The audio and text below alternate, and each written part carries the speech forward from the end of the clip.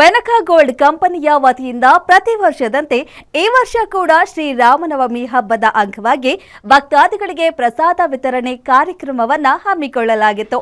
ಈ ಕಾರ್ಯಕ್ರಮಕ್ಕೆ ಬೆನಕ ಗೋಲ್ಡ್ ಕಂಪನಿಯ ಸಂಸ್ಥಾಪಕರಾದ ಭರತ್ ಕುಮಾರ್ ಮುಂದಾಳತ್ವ ವಹಿಸಿ ಭಕ್ತರಿಗೆ ತಮ್ಮ ಕೈಯಿಂದಲೇ ಪ್ರಸಾದ ವಿತರಣೆ ಮಾಡಿದ್ರು.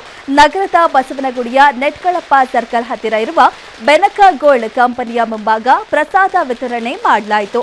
ಈ ಕಾರ್ಯಕ್ರಮಕ್ಕೆ ಮುಖ್ಯ ಅತಿಥಿಗಳಾಗಿ ಮಾಜಿ ಐಪಿಎಸ್ ಅಧಿಕಾರಿ ಭಾಸ್ಕರ್ ರಾವ್, ಮಾಜಿ ಬಿಗ್ ಬಾಸ್ ಸ್ಪರ್ಧಿ ಕಾವ್ಯ ಭಾಗಿಯಾಗಿದ್ರು. ಸುಮಾರು 3,000 ಜನರಿಗೆ ಅನ್ನ ಸಂತರ್ಪಣೆಯನ್ನ ಮಾಡಲಾಯಿತು.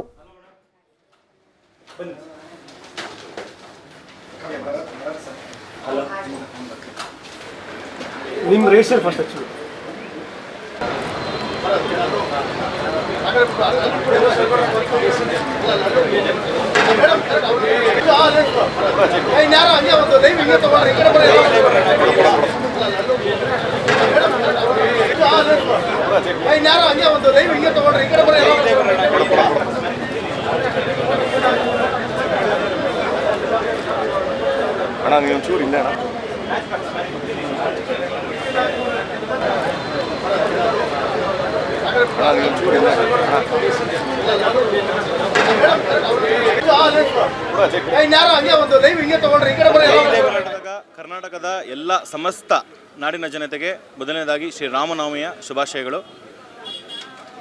ರಾಮ ಅಂದ್ರೇ ಒಂದು ಆತ್ಮಸ್ಥೈರ್ಯ ಅಂದರೆ ಮನಸ್ಥೈರ್ಯದಿಂದನೇ ನಾವು ಏನೇನು ಮಾಡಬೇಕಂದ್ರೆ ಸಾಧನೆ ಮಾಡಬೇಕಂದ್ರೆ ಒಂದು ಮನಸ್ಥೈರ್ಯ ಇರಬೇಕು. ಆ ಮನಸ್ಥೈರ್ಯ ಉದ್ದೇಶದಿಂದ ಇವತ್ತು ಒಂದು ಈ ದೇಶ ಪ್ರಗತಿಯಾಗಲಿ, ಈ ದೇಶ ಈ ನಾಡು ಪ್ರಗತಿಯಾಗಲಿ ಅಂಥೇಳಿ ಇವತ್ತು ಭಾಸ್ಕರ್ ಸರ್ ಇದ್ದಾರೆ, ನಮ್ಮ ಹಿಂದೂ ಜೈ ಭೀಮ್ ಸೇನೆ ಸಂಸ್ಥಾಪಕರು ಚಂದ್ರಶೇಖರ್ ಕೋಟೇಶೇಖಿ ಅವರಿದ್ದಾರೆ, ಮತ್ತು ನಮ್ಮ ಎಲ್ಲ ಬೆನಕ ಗೋಲ್ಡ್ ಕಂಪನಿಯ ಎಲ್ಲ ಕಾರ್ಯಕರ್ತರು, ಎಲ್ಲ ಸಹೋದ್ಯೋಗಿಗಳು ಎಲ್ಲರೂ ಸೇರಿ ಅಂತ ಮಾಡ್ತಾ ಇರೋವಂಥದ್ದಕ್ಕೆ ತುಂಬ ಖುಷಿಯಾಗಿದೆ.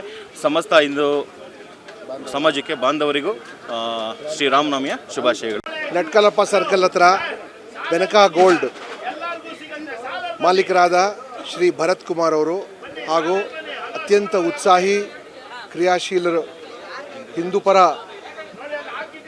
ಸೇನಾಧಿಪತಿ ಶ್ರೀಕೀರವರು ಅವರ ತಂಡದವರು ಎಲ್ಲರೂ ಸೇರಿ ಇವತ್ತು ಅತ್ಯಂತ ಉತ್ಸಾಹದಿಂದ ರಾಮನವಮಿ ಉತ್ಸವ ಆಚರಿಸ್ತಾ ಇದ್ದೀವಿ. ನಾವು ಇಲ್ಲಿಗೆ ಗಣೇಶನ ಗುಡಿ ಮುಂಭಾಗದಲ್ಲೇ ಈಗ ತಾನೇ ಮೇಲುಗಡೆ ಕೃಷ್ಣನ ಪೂಜೆ ನಡೀತು, ಈಗ ರಾಮನ ಪೂಜೆ ಕೂಡ ಇಲ್ಲಿ ನಡೆದಿದೆ ಈಗ.